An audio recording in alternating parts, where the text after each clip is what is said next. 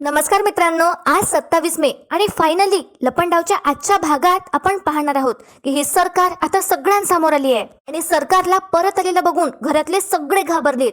कान्हा आता खरा ठरलाय आणि ही मनस्विनी पुन्हा एकदा एक्सपोज झाली आहे. त्याचबरोबर सखीने आता खीर खाल्ली आहे ज्यामध्ये विष असतं आणि सखीला आता हॉस्पिटलमध्ये ऍडमिट केलंय. पण मित्रांनो बघत राहा, आपल्याला हा एक ट्विस्ट पाहायला मिळणार आहे ज्यामुळे मालिकेत एक वेगळंच आणि नवीन वळण येणार आहे. तर मित्रांनो सगळं बघूया आपण कसं काय झालं ते. आधी काल मी व्हिडिओ टाकला होता पण सर्च केल्यावर खूपदा फीडमध्ये झालं नाही. युट्यूबचं हे एक अल्गोरिदम आहे. तर मित्रांनो त्यासाठी तुम्हाला बेल नोटिफिकेशन आहे ते प्रेस करायची आहे जी सबस्क्राईब बटनच्या बाजूलाच आहे. आणि इतकंच नाही तर व्हिडिओला लाईक सुद्धा करा, कारण आता युट्यूब पॉलिसीमध्ये आणि युट्यूबवर बरंच काही चेंज झालंय. तर तुम्हाला व्हिडिओला लाईक करणं गरजेचं आहे पुढचा एपिसोड पाहण्यासाठी. तर मित्रांनो सुरू करूया आजच्या भागाला. कान्हाने त्याचा दुसरा पुरावा म्हणजे समीरला समोर आणलं असतं आणि कान्हा म्हणतो सखीला विचारा यांना. तर सखी आता कान्हाचं ऐकतच नाही आणि म्हणते का विचारू, कशावरून या माणसाला खोटं बोलून इथे आणलं नसशील तर मी कुठल्याही प्लॅनला फसणार नाहीये तुझ्या. आणि परशु आता समीरला म्हणतो काय रे, या कबीरने तुला किती पैसे दिलेत ते येऊन हे सगळं बोलण्यासाठी.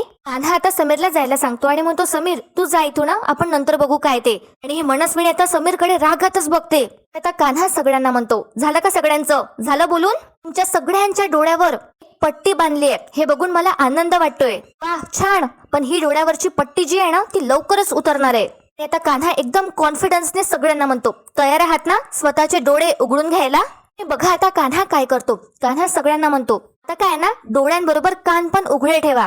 कान्हा आता गौतमकडे बघतो आणि गौतम आता कान्हाला मनस्विनीचा लॅपटॉप आणून देतो. आता या मनस्विनीला काही समजत नाही काय चाललंय म्हणून. तर कान्हा सांगतो हा जो लॅपटॉप आहे ना हा गौतम काकांना सरकारच्या रूमची झडती घेताना सापडला. तर आता कान्हा म्हणतो सगळ्यांना शॉक बसला का, पण आता यातली ऑडिओ क्लिप ऐकून तुम्हाला आणखीच मोठा शॉक बसणार आहे. कान्हा आता या मनस्विनीच्या लॅपटॉप मधला ऑडिओ रेकॉर्डिंग ऑन करतो आणि आता सगळेच ऐकत असतात.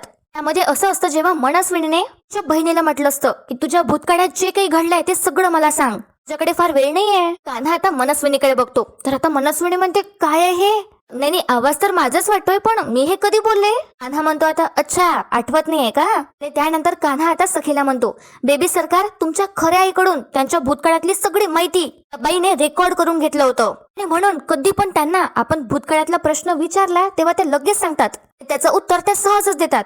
त्यावर आता ही मनस्विनी म्हणते नाही हे सगळं खोटं आहे, माझं आणि मनस्विनीचं असं बोलणं कधीच झालं नव्हतं. त्यावर आता कान्हा म्हणतो मग काय हे AI जनरेटेड आहे का. आता ही मनस्विनी म्हणते मला काय माहिती. आणि बघा मित्रांनो आता ही सखी म्हणते हो असूच शकतं, रे तू श्रीमंत आहेस आणि पैसा देऊन तू काहीही क्रिएट करू शकतोस आणि आज तर AIच्या जगात काही पण शक्य आहे. आणि सखी आता तिच्या काकांनाच बोलते आणि म्हणते गौतम काका इतकं सगळं होणे तू या कबीरची साथ देतोय. कान्हा सखीला म्हणतो बेबी सरकार तुम्ही काय करताय, इतके पुरावे देतोय मी तरी तुमचा विश्वास नाही बसत आहे माझ्यावर, मी हे सगळं ढोंग का उभं करेन. तर सखी म्हणते कारण तुला स्वतःला खरं सिद्ध करायचंय.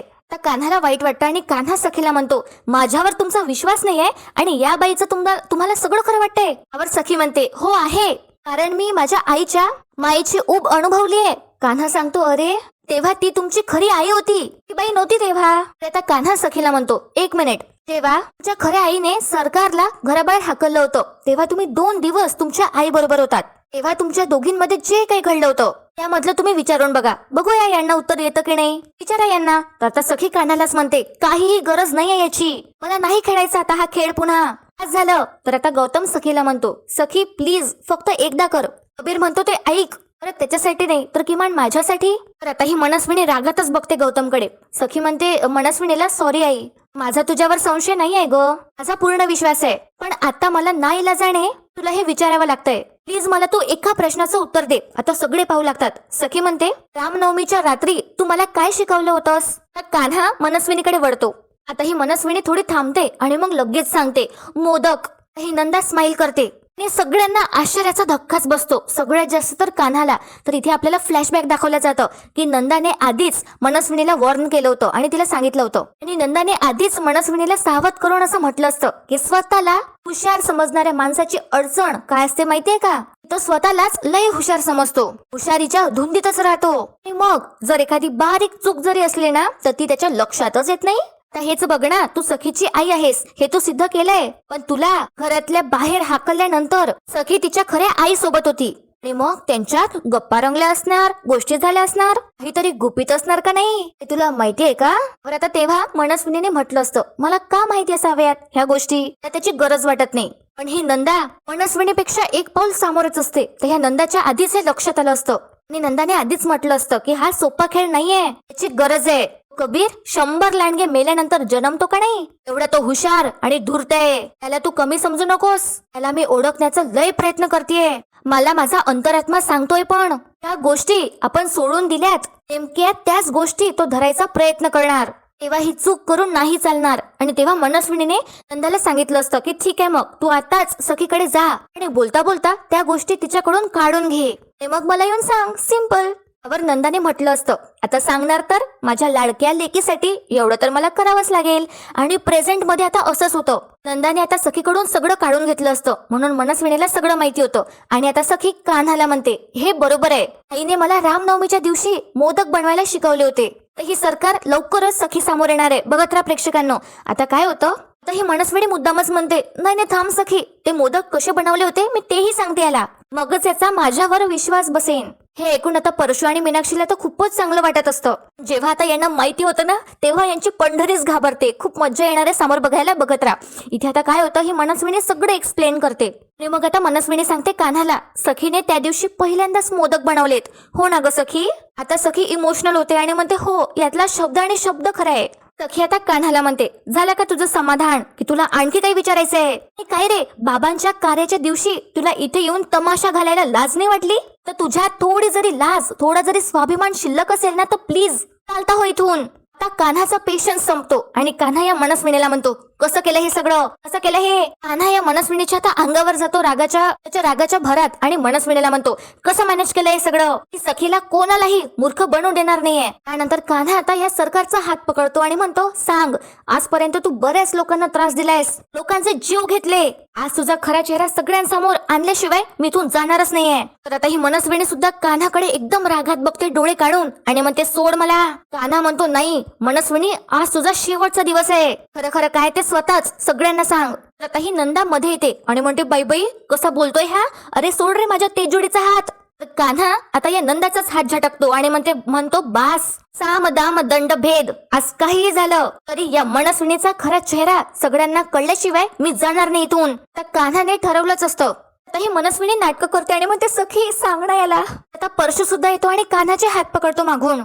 कान्हा आता कोणाचंच ऐकत नाही आणि कान्हा म्हणतो या मनस्विनीला काय ग हॉस्पिटलमध्ये जीव द्यायला निघाली होतीस ना, चल मीच घेतो तुझा खरा खरा जीव. असं म्हणत कान्हा आता सगळ्यांसमोर या मनस्विनीला खेचत नेतो किचन मध्ये आणि इकडे तिकडे पाहू लागतो. त्यानंतर कान्हा किचन मधला एक चाकू त्याच्या हातात घेतो. सखी सुद्धा आता मागे मागे जाते कान्हाच्या आणि कान्हाचा हात पकडते, त्याला थांबवण्याचा प्रयत्न करते. आता कान्हा मनस्विनीचा हात कापणारच असतो तर त्याचं लक्ष जातं विषेच्या बाटलीकडे, ज्यामधलं विष या मनस्विनीने सखीच्या खिरीत घातलं होतं. आणि आता कान्हाच्या लक्षात येतं की काहीतरी गडबड आहे. कान्हा या मनस्विनीला जाब विचारतो आणि म्हणतो ही विषेची बाटली इथे काय करतेय? आता नंदाला पण वाटतं की आपण एक्सपोज होणार आहोत आणि सगळेजण आश्चर्याने पाहू लागतात. कान्हाला आता गॅसवरती गंज सुद्धा दिसतो ज्यामध्ये आता खीर केली असते आणि कान्हाच्या आता लक्षात येतं. कान्हा या मनस्विनीला म्हणतो आता या खिरीत तुम्ही विष घातलंय? ते आता घरच्या सगळ्यांना धक्का बसतो आणि आता कान्हा सगळ्यांना म्हणतो एक कामत घरातल्या मूर्ख माणसांनो करताय का, येणे खिरीत विष घातलंय, आता तरी विश्वास बसतोय का माझ्यावर? अजूनही विश्वास बसत नाहीये. तर आता ही मनस्विनी आता झटापटा करते, स्वतःचा हात सोडवण्याचा ती प्रयत्न करते आणि सखी आता कान्हाला वरच ओरडते आणि कान्हाला म्हणते कान्हा दूर हो माझ्या आईपासून. इतकं सगळं होणे आता सखी कान्हालाच म्हणते. पण लवकरच आता सखी समोर ही मनस्विनी येणार आहे. आता जास्त वेळ नाही मित्रांनो. ही मनस्विनी मनात ठरवते बाद झाला आता सरकार, हीच ती वेळ, हाच तो क्षण, खूप झालं नाटक. आजचा दिवस तेजस्विनी म्हणून जगण्याचा शेवटचा दिवस. ही आताच ती ठरवते की सरकारच्या रूपात आता सगळ्यांसमोर यायचं. आणि आता ही मनस्विनी कान्हाला म्हणते मी घातलं का विष, मी? त्यानंतर ती जे भांड असते ना म्हणजे तिने खीर बनवली असते ते भांड ही मनस्विनी फेकून देते. ती म्हणते का घातलं असेल मी विष, माझ्या या मुलीला मारून टाकण्यासाठी, माझ्या पोटच्या मुलीला मारण्यासाठी? आणि मनस्विनी सखीला म्हणते सखी बघतेस ना, त्याने आधी सुद्धा असाच आरोप केला होता माझ्यावर, दुधात विष मी टाकलंय आणि तुला प्यायला लावतेय असं म्हटलं होतं याने, पुन्हा हा तोच आरोप करतोय माझ्यावर. ही मनस्विनी मुद्दामच कान्हाला म्हणते त्यावेळी सुद्धा मी सिद्ध केलं होतं आणि आता पण हे सिद्ध करणार. माझ्या मुलीसाठी मी 1000 वेळा स्वतःला सिद्ध करेन. मीच पेते ती खीर आणि करतेच स्वतःला सिद्ध. असं म्हणून ही नाटकी मनस्विनी मुद्दामच समोर येते हॉलमध्ये. ती वाटीमधलं विष ती पेऊ लागते तर सखी येते आणि सगळेजण किचन मधून समोर येतात. सखी आता ती वाटी हिसकते मनस्विनीच्या हातून आणि म्हणते, आई तर माझ्या आईचा खरेपणा सिद्ध करायचा असेल या प्रश्नाचं उत्तर मीच देईन. आणि सखी आता सगळ्यांसमोर विषारी खीर पिऊ लागते आणि ही नंदा आता गालातल्या गालात असते. तर कान्हा सखीला पूर्ण खीर पिऊ देत नाही. कान्हा ती वाटी फेकून देतो आणि सखीला म्हणतो, काय करताय तुम्ही हे? त्या वाटीत विष होतं, विष. कान्हा आता त्याच्या रौद्र रूपात येतो आणि मनस्विनीचा गळा पकडतो आणि म्हणतो, काय माझ्या बायकोच्या खीरीत विष टाकतेस? आता ही मनस्विनी सुद्धा घाबरते. कान्हा आता ऑलमोस्ट या मनस्विनीचा जीव घेणार असतो. तितक्यात आता सखी येते. कान्हाचा ती हात पकडते आणि जोरात त्याच्या कानाखाली ठेवते. हे सगळ्यांसमोर कबीरचा ती अपमान करते. हे बघून मनस्विनी खूप खुश होते. पण सगळ्यांना आता धक्काच बसतो, कारण सखीने खूप जोरात मारलं असतं कान्हाला. सखी आता कान्हाला बोट सुद्धा दाखवते आणि म्हणते, माझ्या आईवर हात उचललायस तू. आता ही सखी मनस्विनीकडे बघते आणि ही मनस्विनी एकदम नाटक करते तिला त्रास होण्याचा. ती तिचा गळा पकडते आणि म्हणते, मोठ्या मोठ्याने अशी ती श्वास घेऊ लागते. सखी आता धावतच जाते आणि म्हणते, आई तू बरी आहेस ना? परशू सुद्धा धावतच जातो. त्यानंतर आता सखी म्हणते मनस्विनीला, आई तू वरच्या रूम मध्ये जा आणि जाऊन आराम कर. तर आता ही मनस्विनी हो असं म्हणते आणि ती आता कान्हाकडे बघते. तर आता सखी म्हणते, आई डोंट वरी, माझा तुझ्यावर विश्वास होता आहे आणि कायम राहील. तर बघत राहा मित्रांनो, थोड्याच वेळात आता ही सरकार सगळ्यांसमोर येणार आहे. इथे आता काय होतं, ही मनस्विनी जाता जाता कान्हाला टोमणा मारून देते. ॲज एक्सपेक्टेड असं म्हणते. कान्हावर हसत ती तिथून निघून जाते. पण बिचारा कान्हा इतका अपमान होऊ नये तो सखीला म्हणतो, आताच्या आता हॉस्पिटलमध्ये चला, तुमच्या पोटामध्ये विष आहे, चला पटकन. सखी आता कान्हाला म्हणते, कबीर आता जर एक शब्द जरी बोललास तर मी हे माझ्या गळ्यातलं मंगळसूत्र तोडून टाकेन. बंद कर तुझी नाटकं. तर कान्हा म्हणतो, प्लीज माझं ऐका, मी खरं सांगतोय, खिरीत विष होतं, नाहीतर तुम्हीच विचार करा ती विषाची बाटली किचन मध्ये कुठून आली. कान्हा परत एकदा सखीला म्हणतो, प्लीज माझ्यासोबत चला. सखी आता परत कान्हावर ओरडते आणि म्हणते, बास. त्यानंतर ती कान्हाचा हात पकडते आणि आता हा सेम सीन, सेम शॉट आपल्याला तिसऱ्यांदा पाहायला मिळणार आहे. सखी सगळ्यांसमोर तिसऱ्यांदा कान्हाचा हात पकडते आणि घराच्या बाहेर नेते आणि आतून दार बंद करते. तरी बिचारा कान्हा बाहेरून ओरडून ओरडून सांगतो, दार ठोकतच, सखी मॅडम हो तुमच्या पोटात विष आहे. सखी आता काहीच ऐकत नाही त्याचं. आणि त्यानंतर ती हॉलमध्ये येते आणि गौतमला म्हणते, गौतम काका तू जर आज हा दरवाजा उघडलास आज माझं मेलेलं तोंड बघशीन. असं म्हणून सखी आता तिच्या खोट्या आईची समजूत घालायला जाते. आता तिला खूप मोठा धक्का बसणार आहे आणि फायनली आता हे नाटक संपेल आणि एक नवीन ट्रॅक सुरू होईल. इथे आता काय होतं, सखी आता दार वाजवते आणि म्हणते, आई अगं दार उघड ना, तू दार का बंद केलंयस? तर दुसरीकडे आता कान्हा जे हॉलचं समोरचं दार असतं ते उघडण्याचा प्रयत्न करतो आणि कान्हा आता म्हणतो, आता कबीर 2.0. कान्हा आता काहीतरी ठरवतो. तर इकडे सखी आता परत परत म्हणते, अगं आई सॉरी, दार उघड ना.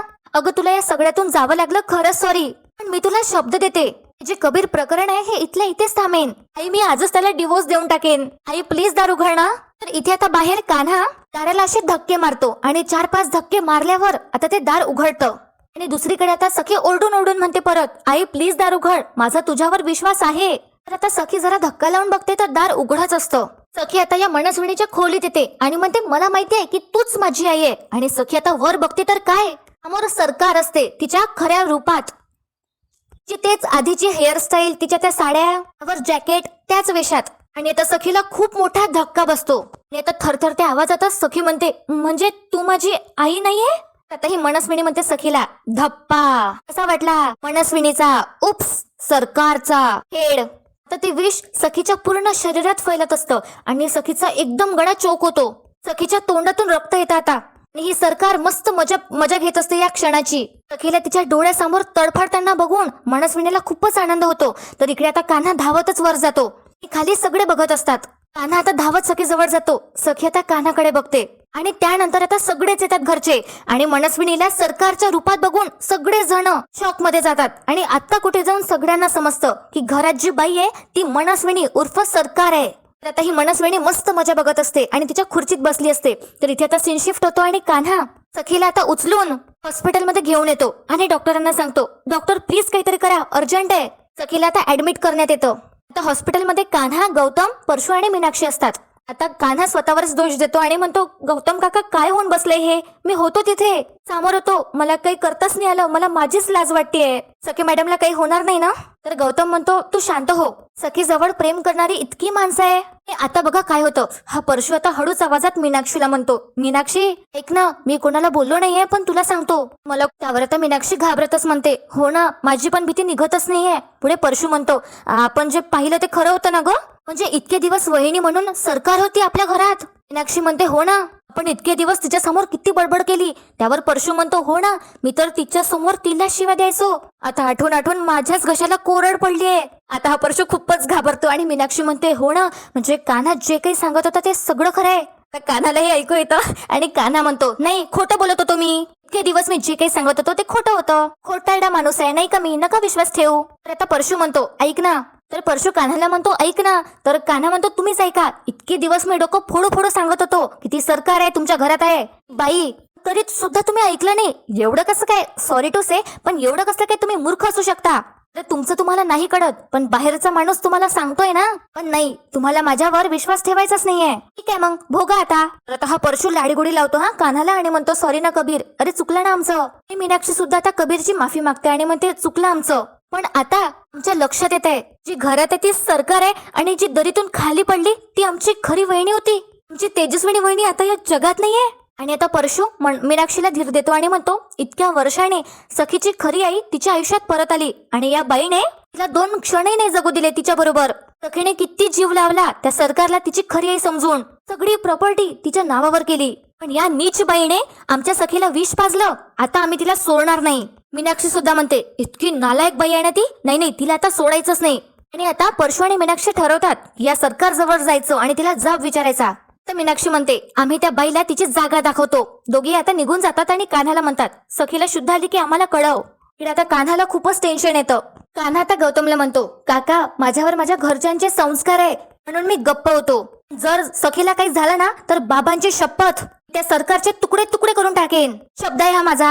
आणि इथे आता घरी नंदा सरकारला म्हणत असते दिसला ग बाई दिसला, घरातल्या सगळ्यांना तुझा खरा चेहरा दिसला. ही मनस्विनी म्हणते आज ना उद्या ते होणारच होतं. आता ही नंदा आणि मनस्विनी डायनिंग टेबलवर बसले असतात आणि मस्तपैकी खात असतात. वेदू आता यांचं बोलणं ऐकते. तर ही मनस्विनी नंदाला म्हणते पण खूप बरं वाटलं इतक्या दिवसानंतर सगळ्यांच्या चेहऱ्यावरची ती भीती पाहून. त्यानंतर आता नंदा म्हणते बरं बाई, पण जर सखीला काही झालं आणि हे प्रकरण आपल्यावर उलटलं तर मग काय करशील? तर सरकार म्हणते असं काहीच होणार नाही, कारण जे काही केलंय ते सरकारनेच केलंय आणि ती जर मेली त्याचा आपल्याशी काही संबंध नाहीये. ते विष मी आणलं याचा पुरावा आहे का कोणाकडे? आणि तसंही जे काही केलं ते सगळं सखीने केलं. सखीच ती खीर प्यायली. आणि हे सरकार आता मस्तपैकी जेवत असते नंदा बरोबर. तर तितक्यात तिथे आता हे परशू आणि मीनाक्षी येतात आणि या सरकारला म्हणतात. परशू तर म्हणतो या सरकारला ए हलकट बाई, सखीला विष पाजलंस तू, सखीला विष पाजलंस आणि इतके दिवस आमची वहिनी म्हणून आमच्या घरात राहिलीस, फसवलेस तू आम्हाला. आणि मीनाक्षी म्हणते आम्ही तुझ्यावर इतका विश्वास केला, सगळं तुझ्या नावावर केलं सखीने, आणि तू काय केलंस? तर आता ही मनस्विनी इग्नोर करते या दोघांना आणि मस्त तिचं खाणं कंटिन्यू करते. परशू आता म्हणतो तुझ्याशी, आणि मग त्याच्या लक्षात येतं की ही तर सरकार आहे. तर लगेच परशू घाबरत म्हणतो तुमच्याशी बोलतोय आम्ही. थरथरतच म्हणतो हो त्या आवाजातच. आता मीनाक्षी म्हणते निर्लज्ज माणसांना सहजासहजी समजत नाही. आणि मीनाक्षी या मनस्विनीच्या हातचा चमचा फेकून टाकते. आणि त्यानंतर या मनस्विनीला म्हणजे या सरकारला आता खूपच राग येतो. आणि मित्रांनो, आजचा भाग इथेच संपतो. उद्याच्या भागात आपल्याला पाहायला मिळणार आहे की सखी सरकार समोरून उभी राहते आणि सरकार सखीला म्हणते आज माझ्याजवळ सगळं काही आहे, गाडी, बंगला, कंपनी, तुझ्याकडे काय आहे? त्यावर सखी म्हणते कष्टाला लाज नसते सरकार, तुमच्यासारख्या माजुरड्या बाईला हे नाही समजणार. आणि त्यानंतर सखी एका जॉब इंटरव्ह्यूला जाते आणि त्यानंतर तिथे गेल्यावर तिला समजतं तिथे तिचा कंपनीचा बॉस कान्हा आहे. कान्हा सखीला म्हणतो वा, आज एक बायकोच सांगणार तिच्या नवऱ्याला इंटरव्ह्यू घ्यायला. तर बघूया मित्रांनो, आता नवीन वळण आपल्याला पाहायला मिळणार आहे मालिकेत. आजचा भाग तुम्हाला कसा वाटला कमेंट करून नक्की कळवा. व्हिडिओला लाईक करा, चॅनलला सबस्क्राईब करा. व्हिडिओ शेवटपर्यंत पाहण्यासाठी खूप खूप धन्यवाद.